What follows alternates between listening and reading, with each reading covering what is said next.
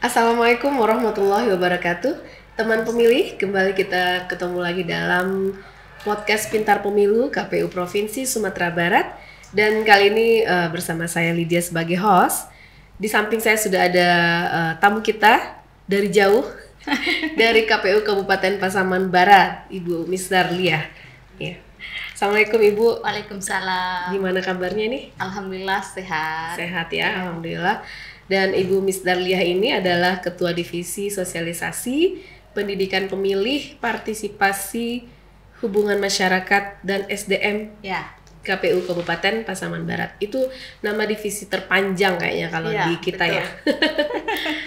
Baik teman pemilih, dalam kesempatan kali ini kita mau mengulik sedikit tentang sisi lain dari penyelenggaraan pemilu. Kalau biasanya kita ngobrolin soal regulasi, ya kan, kemudian literasi kepemiluan, kali ini kita pengen melihat sisi lain yang dialami oleh teman-teman di KPU Kabupaten Kota yang merupakan ujung tombak dalam penyelenggaraan pemilu.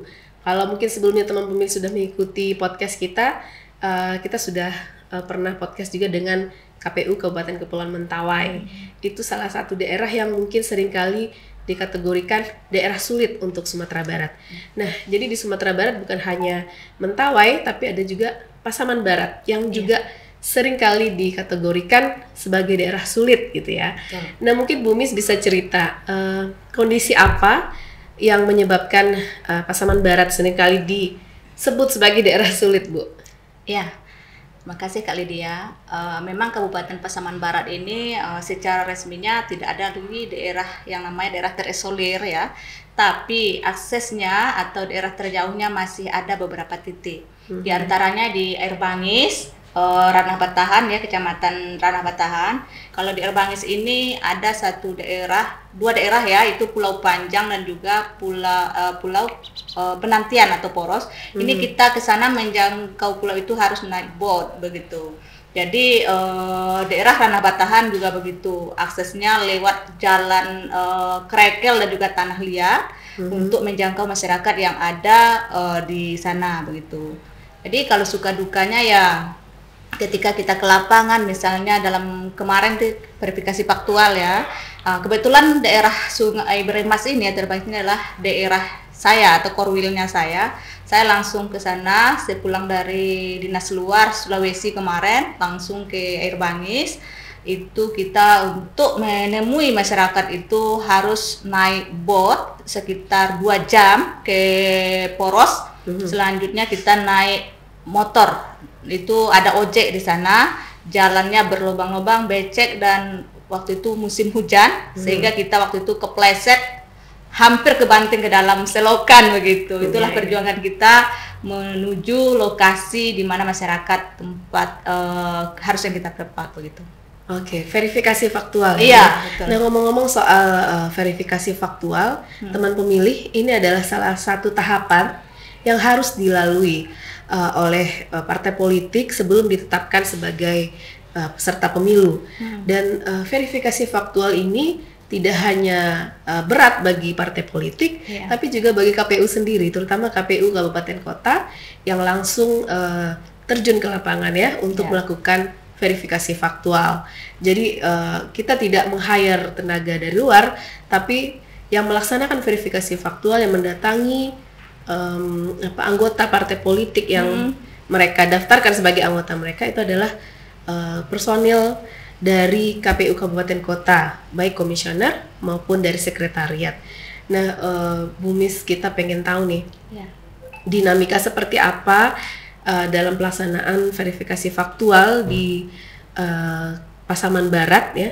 Itu dari tanggal berapa kemarin Bu yang verifikasi faktualnya? Kalau untuk ke lapangan kita mulai turun itu tanggal 18 ya, karena ada 16 sampai 18 verifikasi ke pengurusan. Setelah itu baru kita ke anggotaan baru turun. Kalau saya waktu itu mendapat jatah itu di 6 hari sudah jalan, karena saya waktu itu tuh dinas luar. Jadi 6 hari terakhir barulah saya turun ke lapangan. Yang saya lapangan yang waktu itu ada Sungai Beremas ini. Sungai Beremas ini selain di laut ada juga daratan yang jauh masuk PT, kemudian jauh sekali akses jalannya, itu ada bebatuan besar, jadi mobil tidak bisa masuk. Kita harus naik motor ke dalam dan juga melewati perkebunan sawit. Di tengah perjalanan waktu itu kita dihadang oleh ular besar waktu itu. Ular melintas ya, sehingga ada sedikit ketakutan karena yang berangkat itu tidak banyak ya, hanya 3 orang dengan sopir. Saya cuma sendiri. 3 orang ke Iya. daerah pedalaman Betul. Saya dan juga waktu itu rombongan 2 orang lagi. Jadi ketika juga sampai di dalam, jangkauan dari kabupaten ini kan lebih kurang ke Sungai Bremas, ke kecamatannya ini 2 jam. Dari kecamatan ke daerah yang terjauh tadi itu lebih kurang 1,5 jam. Ya, jadi jalan itu kita tempuh waktu itu kita sudah sampai maghrib di sana.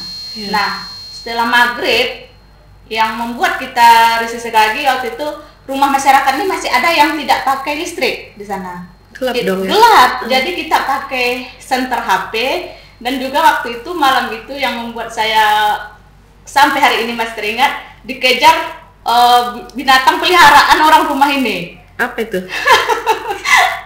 Ya, mereka pelihara untuk jaga rumah mungkin, sehingga ketika kita mendatangi rumah tersebut kita dikejar begitu, jadi lari lagi ke belakang sehingga orang rumah ini keluar, oh ternyata ada tamu karena menggonggong gitu. Jadi ini yang luar biasa waktu itu pengalaman kita.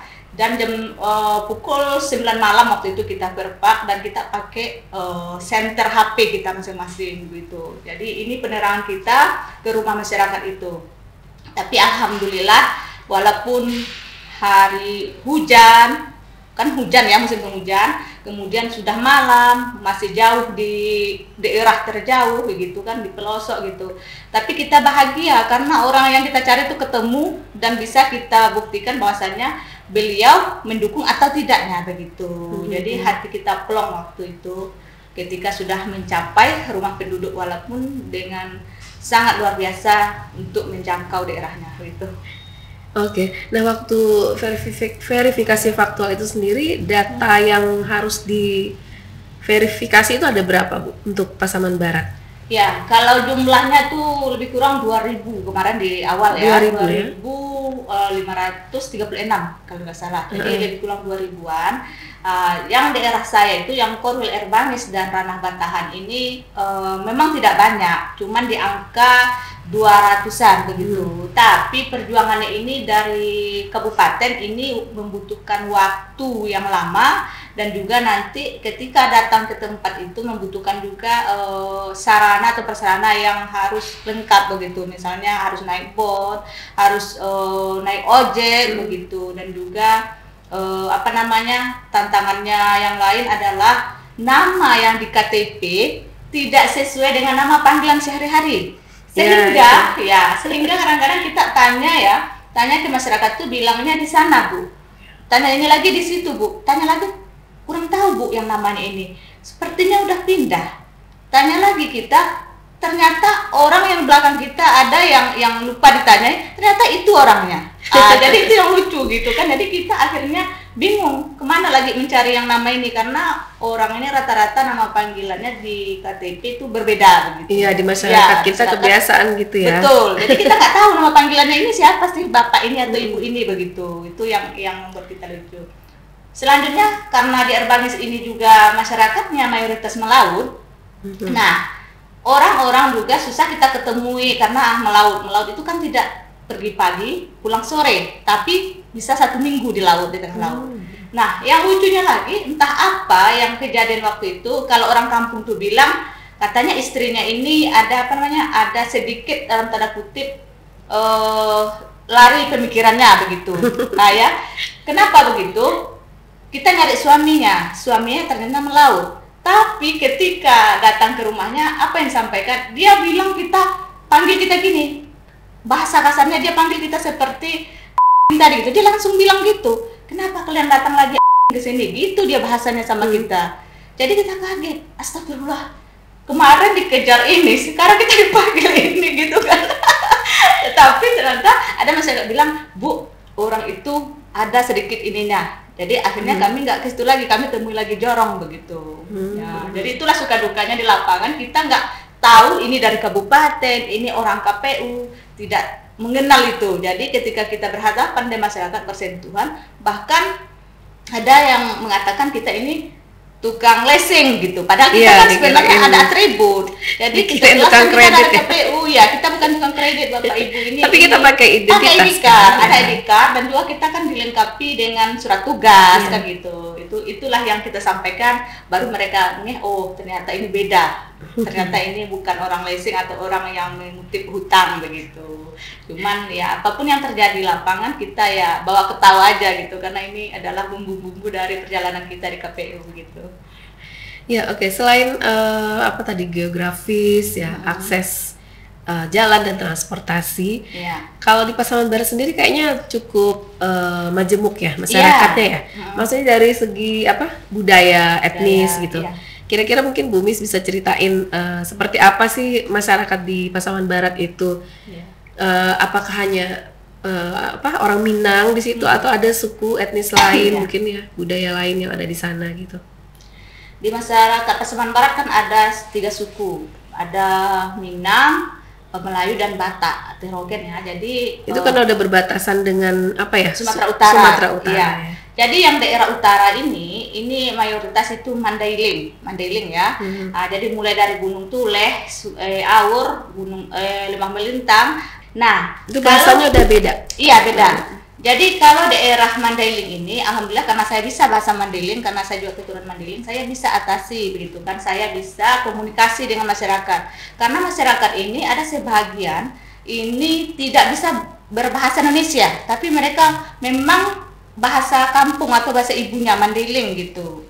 Kalau saya alhamdulillah bisa bahasa Mandailing, sehingga kesulitan bahasa tidak saya alami di Pasaman Barat. Tapi ketua kita sama sekali tidak bisa bahasa Mandailing gitu. Jadi alhamdulillah pengaturan Korwil kita kemarin ini sesuai dengan karakter kita masing-masing. Misalnya saya orang Mandailing, saya ditempatkan daerah utara agar nanti bisa berkomunikasi, bahkan bersosialisasi pun saya mutlak bahasa Mandailing karena mereka tidak paham bahasa Indonesia. Jadi saya imbau atau saya memberikan sosialisasi bahasa Mandailing ke daerah-daerah yang tadi gitu. Kalau ketua kita kemarin ada korwilnya satu itu daerah Mandailing. Jadi ketika dia menanyakan itu, orang itu Mandailing sama dia katanya. Saya bingung katanya. Jadi saya nggak tahu apa yang mau dijawab. Untunglah waktu itu kita punya XPPK ya, ketua hubungi XPPK untuk mendampingi. Jadi itu kesulitan yang dialami oleh kawan-kawan selain yang bisa bahasa Mandailing tadi gitu. Jadi di sana amu munjia, itu dia tanyakan kalian dari mana, itu pertanyaan. Jadi kita jawab ami mun KPU Bu, kami dari KPU Bu. Jadi begitu caranya di lapangan sehingga mereka lebih akrab gitu kan. Kalau kita Mandailing langsung sama orang itu, dia lebih mengenal kita, lebih seperti teman begitu. Langsung melihatnya tuh enggak sebagai sesuatu yang asing gitu ya. Begitu. Nah Bu, tadi berapa jumlah data yang harus diverifikasi? Sekitar 200-an ya? Iya. Di wilayah Erbangis. Di wilayah Erbangis. Dengan kondisi yang seperti itu yang sulit, terus kemudian sulit dalam artian transportasi, jarak dan sebagainya. Dalam sehari itu rata-rata berapa data yang bisa diselesaikan, Bu? Iya. Kalau saya ya di daerah Ranah Batahan dan Erbangis kemarin ini maksimal yang bisa saya verifikasi waktu itu diakibatkan dengan karena akses jalan dan juga jarak yang jauh itu saya bisa sendiri ya, hanya bisa 8 orang waktu itu perharinya. Iya, saya sendiri. Jadi kawan juga dapat waktu itu ada yang 15, ada yang 10 begitu karena akses tadi. Tetapi perbandingannya saya coba di daerah Kinali dan Pasaman. Waktu itu di hari-hari terakhir saya bantu ya tim yang di daerah Pasaman dan Kinali. Ini dalam 2 jam kita sudah bisa mendapatkan 20 sampel. Ini perbedaannya. 20 sampel sudah kita temui dalam 2 jam. Dalam 2 jam. Dibandingkan dengan satu hari 8 sampel ya. Tapi kalau daerah ke utara sana itu 1 hari itu maksimal itu 15 gitu, maksimal. Kalau saya kemarin saya alami maksimal. Karena apa? Orang yang pertama kan teknis kita itu menemui jorong, di manakah warga ini, dia tunjuk di sana satu gitu, dia kenal di sana satu orangnya, di sana satu gitu. Jadi jarak yang dari satu rumah ke rumah lain ini bisa 1 kilo, bisa 2 kilo karena perkebunan begitu. Itu yang kita alami kemarin. Dengan sebegitu banyaknya tantangan yang dihadapi dalam verifikasi faktual itu, ada yang ini nggak Bu, misalnya yang sakit atau mungkin mengalami kecelakaan atau apa di dalam melaksanakan tugas gitu? Iya. Kalau kecelakaan sejauh ini alhamdulillah nggak ada yang celaka ya, nggak ada yang ini, mudah-mudahan kedepannya juga demikian. Tapi kalau sakit, terus terang saya sakit seminggu loh. Saya sakit seminggu karena mungkin itu kecapean dan juga kelelahan gitu. Saya sakit seminggu, tapi saya tidak menghentikan aktivitas. Saya terus ketika ada kegiatan di provinsi saya ikuti juga, walaupun keadaan saya waktu itu saya paksakan bawa obat dan berobat ke dokter berulang kali begitu. Jadi yang namanya integritas kita yang 24 jam itu memang harus dan wajib kita jalankan, sehingga apapun tantangannya kita lalui. Alhamdulillah pada hari ini saya sendiri udah fit lagi dan sudah semangat lagi untuk menjalani aktivitas ke depannya gitu. Iya, luar biasa ya. Dan gimana dengan teman-teman di KPU Kabupaten Pasaman Barat juga yang sekretariat, gimana mereka menghadapi tantangan ini? Semangatnya?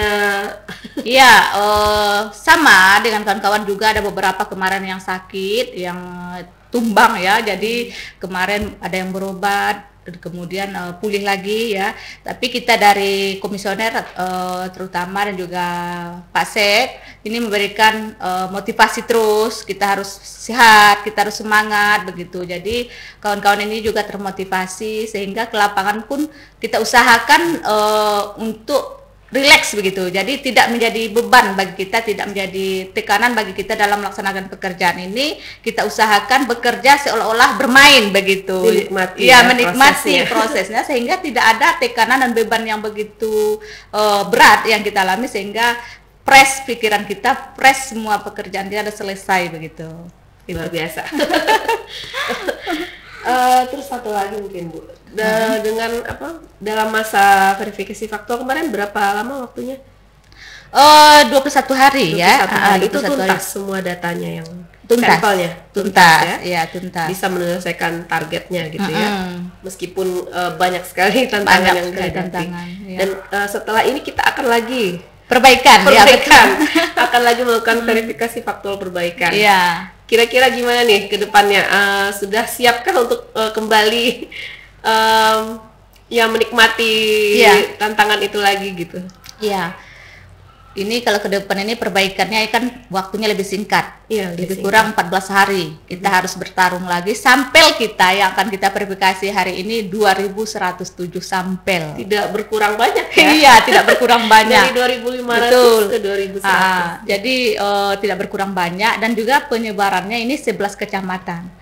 Kalau tadi saya perhatikan di Koorwil saya itu di Erbangis lebih kurang 140 sampel. Masih ada daerah-daerah sulit lagi yang masuk? Yang daerah sulit masih ada, tapi belum saya lihat secara detail berapa sampel di daerah yang terjauh tadi. Jadi ini juga tantangan ke depan yang harus kita jalankan lagi, dan juga harus atur strategi-strategi baru. Nantinya misalnya kita hubungi XPPK nanti untuk menanyakan di mana sih alamat pastinya ini, agar nanti kita datang langsung menuju alamat itu lagi ya. Berarti pakai metode GPS ya, gunakan penduduk setempat ya. Betul. Jadi begitu untuk mempermudah pekerjaan. Iya.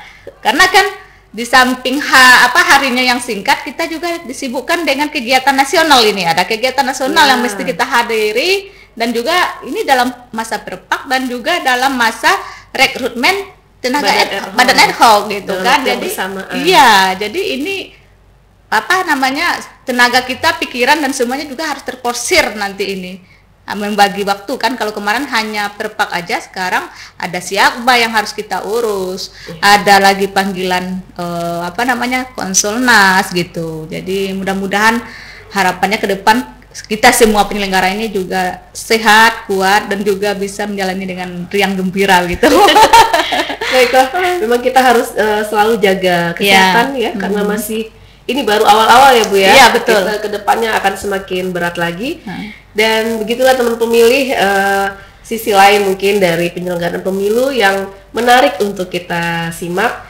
dan mungkin bisa memberikan gambaran lebih jelas atau lebih gamblang kepada teman pemilih seperti apa dinamika penyelenggaraan pemilu itu di lapangan ya. Dan terima kasih sekali Bu Mis atas kesempatannya bisa berbincang-bincang pada kesempatan ini, dan semoga ya tugas-tugasnya ke depan bisa dilaksanakan tetap dengan penuh semangat dan selalu diberikan kemudahan, kesehatan ya Ibu ya. Baiklah, kita akhiri dulu obrolan kita kali ini dengan Assalamualaikum warahmatullahi wabarakatuh. Sampai jumpa lagi di podcast-podcast berikutnya.